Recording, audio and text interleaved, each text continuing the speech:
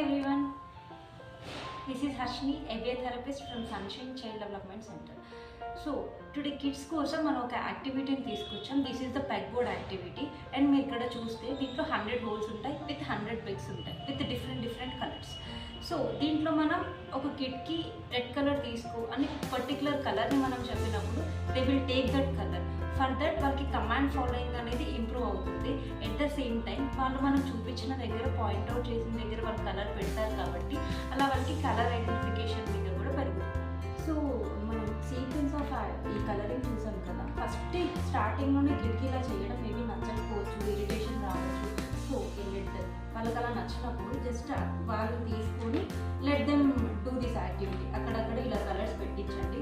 ఒకవేళ వాళ్ళు మొత్తం పర్ఫెక్ట్గా పెట్టడం పర్ఫెక్ట్గా వచ్చింది అన్న తర్వాత you can go with this technique అనమాట. సీక్వెన్స్లో పెట్టించినప్పుడు ఇక్కడ పెట్టు, ఇక్కడ పాయింట్ అవుట్ చేసి ఇక్కడ